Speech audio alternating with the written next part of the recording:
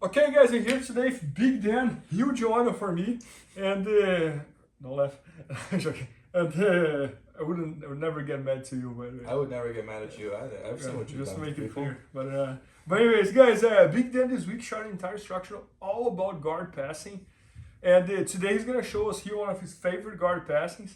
And at this point, you probably know who he is. He just got 30 in the ADCC this year. He's not trained Jiu-Jitsu for a very long time. He started Jiu-Jitsu like 5-6 years ago with John, and now he's one of the best heavyweights in the world. And I'm super excited to learn from you. I'm super excited too. Let's do it. Alright, so the first thing, I'm going to show you guys some stuff off of body lock passes when they're in a seated position. Okay, the first thing we got to get good at is the idea of generating waist exposure. Right now, Bernardo's elbows are far away. It's the easiest thing in the world for you to get into waist exposure. But that being said, when his elbows are nice and tight, I'm not going to be able to get into his waist whatsoever.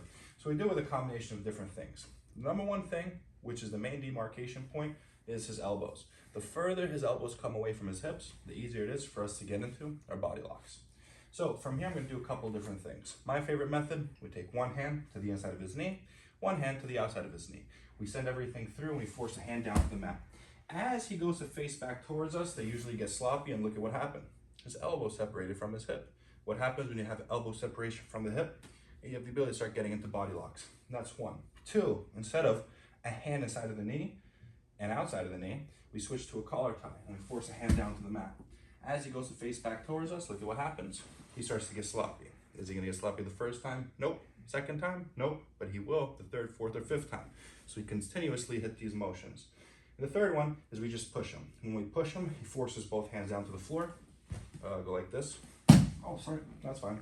And look at what happens. Straight shot to the waist. And then of course, another thing I like is we take his hand, we grab right at the knuckle, and we lift our elbow. As our elbow lifts, his elbow lifts. So look at what it looks like. I lift my elbow, and so does his. Even when he goes to keep his elbow tight, I lift my elbow, and we manipulate his hand to lift it. Then we're able to enter into the body lock. Now, when we enter into a body lock, from here we have a long arm and we have a short arm, okay? Why do we have a long arm and a short arm? Because we have an action hand and we have a control hand. In this situation, my left arm is my control arm, my right arm is my action arm. Why is it called a control arm? Why is it called an action arm? In the name. I use my right hand for actions and for things, and I use my left arm for control. When I go to enter into the body lock, my main goal is to get elbow to knee connection. From here, I take my elbows to my knees very tight. When Bernardo goes to move me from here, I'm stuck. the elbow to knee connection makes it so difficult. Don't do this. When we're here, you enter into the body lock and he starts attacking with sumigeishi. We're pushing forward and we get swept through. We focus on generating elbow to knee connection. So when Bernardo goes to move me from here, when he goes to cause issues, he's not going to be able to. Now, from here, take a good look at my feet. I'm going to start passing his feet to the center line. My right knee comes to his tailbone.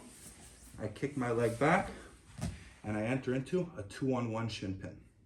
From here, when he goes to extend his left leg, he can't. Two of my legs control one of his. I lift my right leg up, and I start stepping. 1, 2, 3, 4, 5. But I feel like it's difficult for me to get over the top of his knee. We unlock his hands, and we take a hand either to his hip or to his knee. We use that to push it down. Now, I'm currently looking towards my right hand side. I look from my right to my left so I control the diagonal axis, and I drop my knee. When Bernardo goes to move away from here, he can't. When he goes to turn into me, my upper body stops him. When he goes to turn away from me, his lower body stops him. So I control the diagonal line across his body. I kick my leg back, around, and walk his hips away from him. When he goes to move from here, he'll tell you it's difficult. We could hold so easily for our opponents.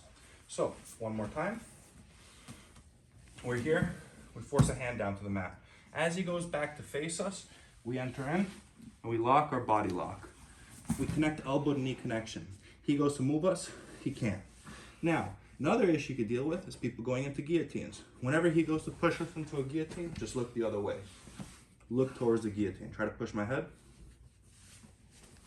Just look the other way. He's never going to be able to.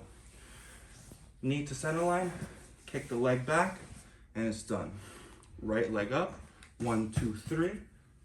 Switch your head, kick your leg back, and you have a pass. Making sure we curl his hips away.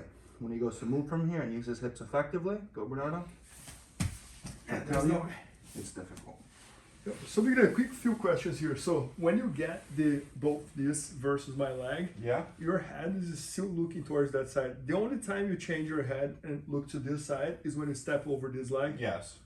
Okay. That's so that you can control the diagonal axis on their body. You see, when I'm here, I have a control over your lower body. Good. But if my head's still here, you come up to your left elbow and everything's lost. If my head's on the other side, I stop you from turning. So I have something stopping you from pushing into me and something stopping you from pulling away from me. Got it. No, man, that's incredible. And I feel like I cannot do anything from there. It's crazy. Well, you could probably do something because you're the best. I cannot. And one last question. Yeah, of course.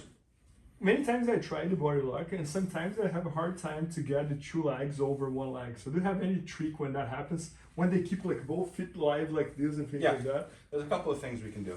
So when we're here, what else we can do is we could, instead of trying to pass it through, we could hit a big sprawl towards a given side. This could get us to the 2-on-1 shin pin that we want. Another good detail is that when we feel like this isn't good enough, we start dropping our hip and kicking back. I got it. And then we have more movement to enter into the 2-on-1 shin pin. Got it. No, that's awesome. Yeah. Of course. Yeah. No, I love it. And yeah, you nowadays I think you are probably one of the best at it, because every time I see you competing and you get the body lock, Yeah. it's kind of done. Like, Yeah. It's nothing. It's a good thing. Yeah, no, I love First it. person who actually ever showed it to me was Jake Shields, believe it or not. Really, Jake Back- Shields? Yeah, back when in was that? Racing it, man, when I was 2019 was when he showed it to All me. right. Yeah, 2019, 2018. So half a decade to master. Yeah. Oh, that's awesome. Yeah. Still don't think I've mastered it, but we're working on it. I think you do. So yeah, guys, as you can see, like Big Dan is an amazing instructor. He is student of John Danaher, so you can see that he teaches very similar to the way that John teaches. It's very focused on concepts. So Big Dan shot an entire structure this week, all about guard passing. So make sure to check it out. It's going to be at bjjfanatics.com very soon, and maybe by the time you're watching, it's already there. So thanks so much, Big Dan. Appreciate it. Please help me out to grow my YouTube channel. Just click subscribe. And to watch more videos, just click under see more videos. I hope you enjoyed. BJJFanatics.com. Use the promo code YouTubeFaria to get 10% off any instructional video. Improve your jiu-jitsu faster.